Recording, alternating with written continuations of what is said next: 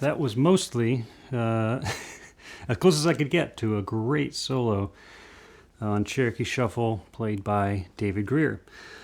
And yeah, I just found a YouTube video of him playing it in a jam, and just, yeah, such a cool take on the tune, and faster than that. Not a crazy fast, way to play the tune, but faster than I was just playing it, certainly. We'll get there. So, as this is the practice log, this is what I'm practicing. I'm not going to teach this solo, as I am not a guitar teacher, but here's what I'm thinking about, because I do find it pretty useful to talk about what I think was really cool about that.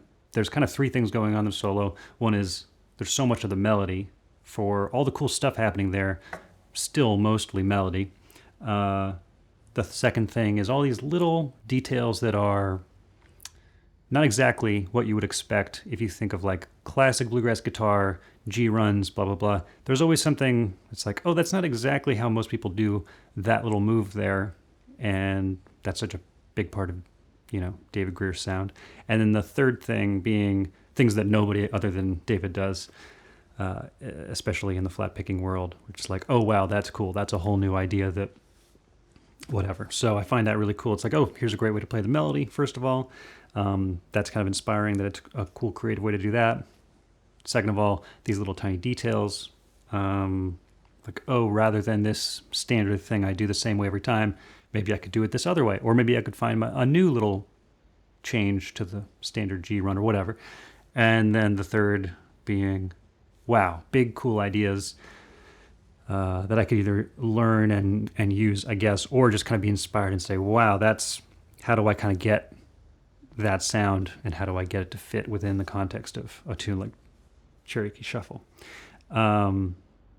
So let's just go line by line, cool idea by cool idea.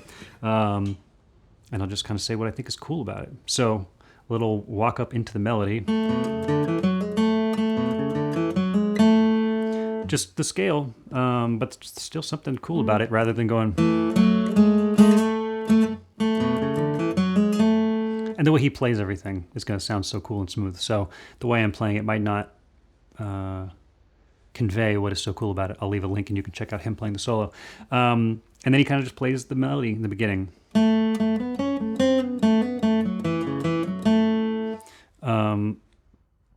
Not, a particularly unusual way of playing the melody, just kind of the regular thing. Then going to the E minor, he plays G into a D chord to the E minor.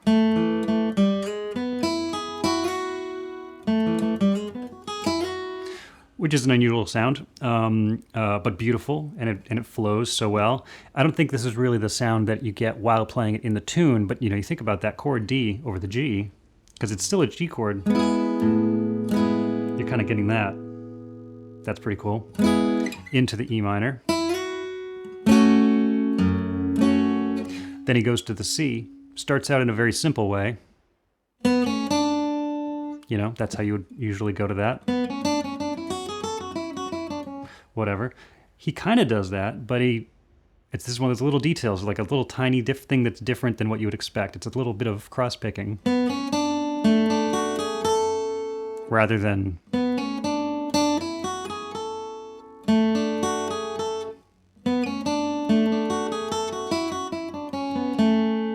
Great, so pretty much just the melody, or how most people would play the melody, with enough of that little change to the way you would think of it as standard. That I was like, when I heard that, I was like, oh, that in that way, that was like almost why I learned the solo. It was these little tiny things. I was like, oh, that's a little different. That feels a little different. Rhythmically, that feels a little different. Just little things like that. So we get through our C chord, and then there's usually some kind of version of like,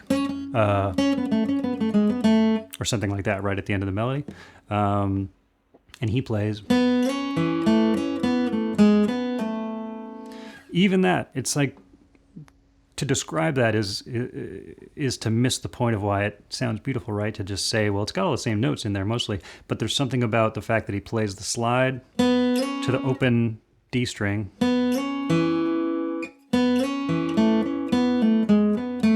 You know, this is a hallmark of David's playing, is all these kind of notes that are left ringing just the right amount of time. And then when he does a little turnaround to come back to the top of the melody, same thing that we start with.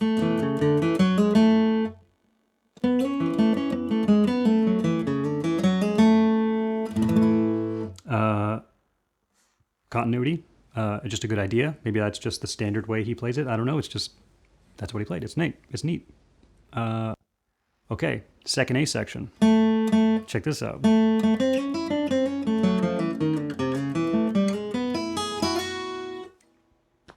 All right, combination of that's kind of some melody and that's some little different things, and then whoa, some crazy stuff. So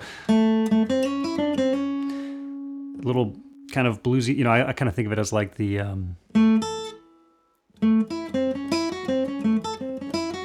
I always think in terms of banjo stuff, so or now I do, I guess. So that Six White Horses lick, it's just a bluesy. And then we get this. And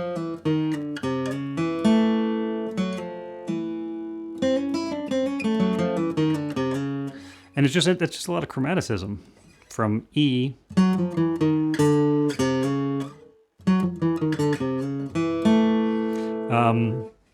You know, if you know anything about playing with chromaticism, it's basically the rules are, as long as you end up on a note that is a good note, everything's fair game. And so you'll see in the solo, there's plenty of stuff like that. So,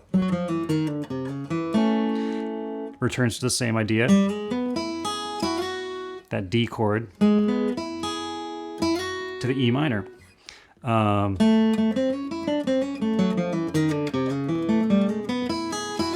That's one of those things you could dive into that for years of, okay, how do you play the lick? Where do you use the lick? But more importantly, like what is the concept? How do you turn that into some sort of exercise where you have some of that material for yourself in a way that you could improvise or something like that? It's like sometimes the coolest ideas are the ones that are so recognizable that if I ever played that exact thing, it would just be like, oh, David Grier lick. But if I kind of worked on the concept of finding kind of a slippery chromatic way to get to a chord tone, you could be like, oh, that's kind of David Grier inspired. You know, there's some value there. This is all kind of projecting into the future. What will I practice after having just learned the solo? All right, he plays that. He gets to the E minor chord. This is where things go somewhere else.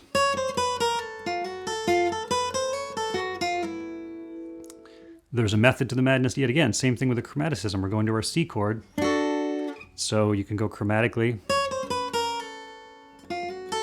That's C stuff. And this, I didn't hear it at first, but here's what I think is going on. He plays the C chord. And then he plays, it's almost like that's C minor to a G chord. So it's almost like,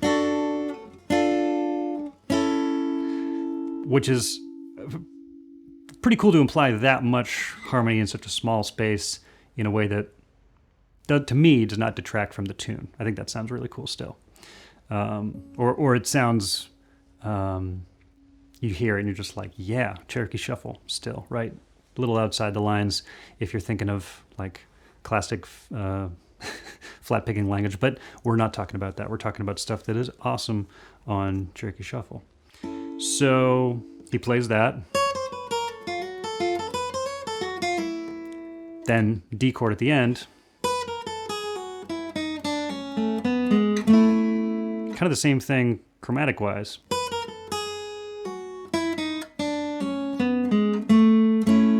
as long as you're kind of connecting those chord tones, everything's fair game, and it works really well, and that flows really well too.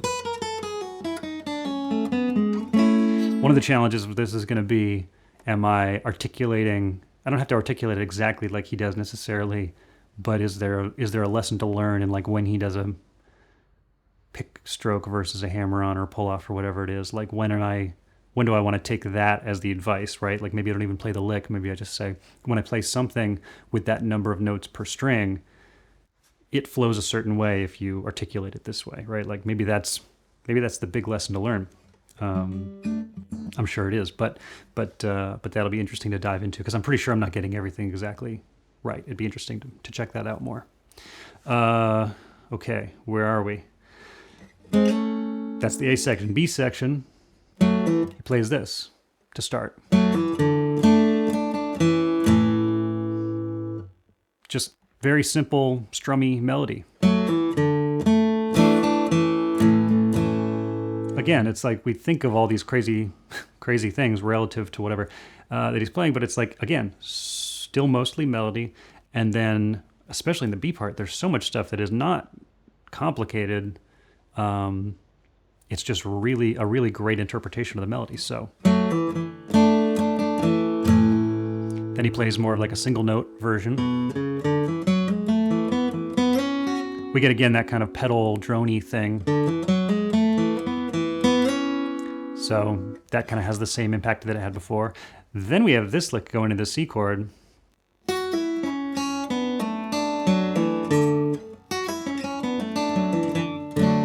Which,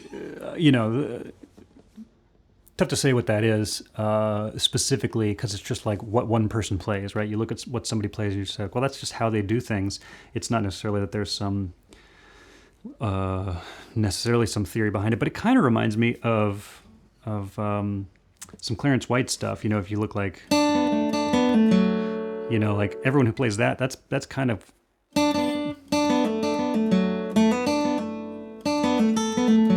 that kind of thing. He did so much of that, and I know that David Grier was such a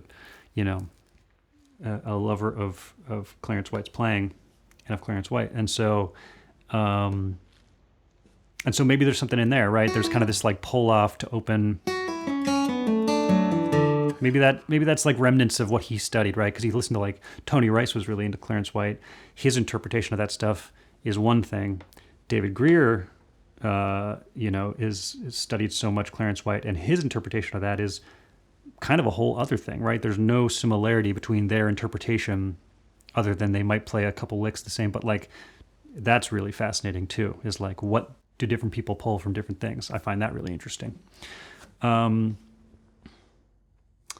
Okay, what does he do next? So he does this.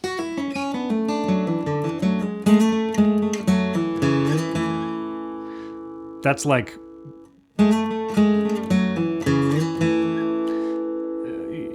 for all the challenging things you could play there, again, just a beautiful interpretation of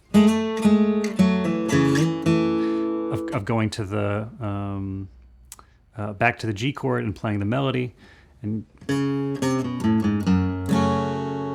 at a certain point, it's like there's a combination of the melody, like I said, there's the stuff that kind of strays for the melody, and then when he is playing the melody, he's just playing the melody, albeit in the most subtly kind of elegant way, that it's not just to go.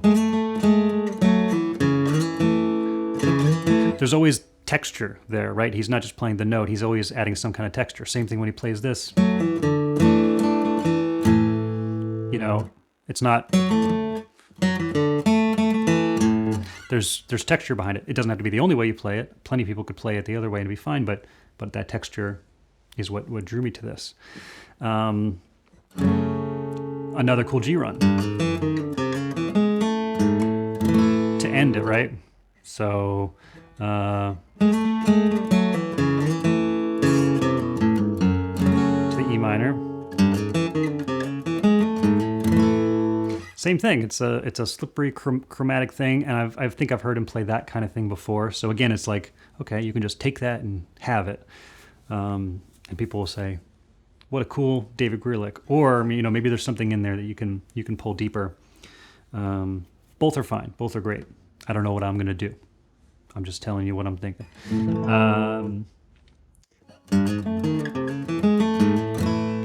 Then more just melody in a cool, flowing way.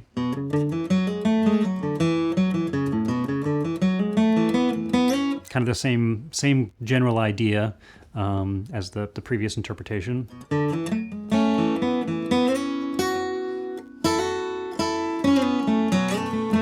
So at this point, yeah, just kind of like I'm playing the chord, playing the sound of that part of the melody, and not overcomplicating it.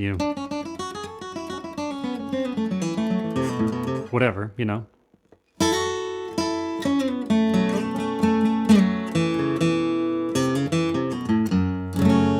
Basically doing all the same stuff as the previous B section, but slightly different. But kind of getting the same rate, right?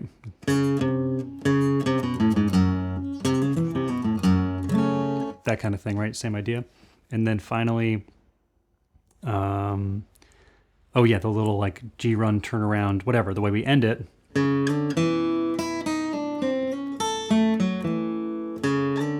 No, that's not right.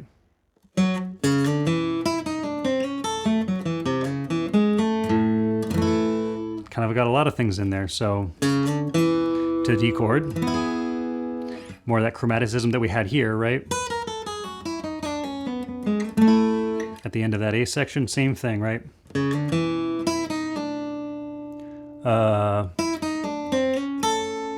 But instead of going down, we go up. And not only that, we continue.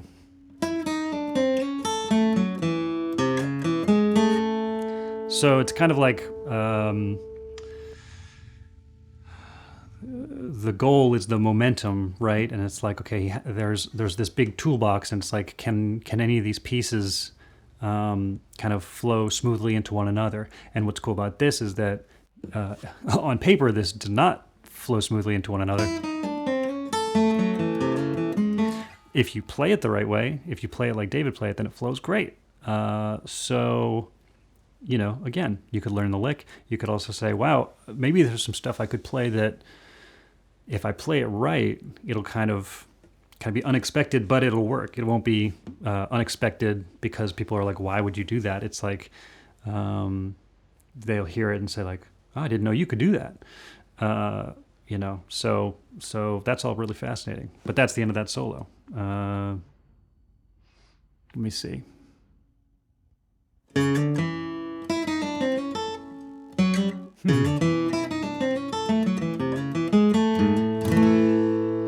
So I don't know how long this video is, but probably too long. But that's my thought process when I'm learning this stuff, and that's like the first step is you learn it, obviously, and then it's okay, what's going on here?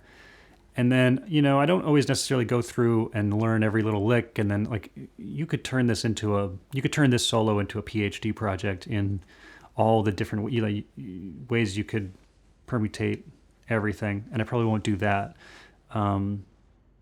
But it's a technical challenge, and there's stuff that you can learn just by just kind of through osmosis. But I probably will spend enough time. I'd like to be able to play this close to up to speed for the technical challenge of like, okay, here's how I play certain ideas on this tune at the speed one would play this tune.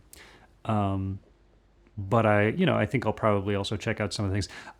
I will probably not just play the licks on their own if I can help it. That feels a little bit like sometimes these licks. It's like, okay, if I was going to play this, if I was going to play Cherokee Shuffle and I actually decided to play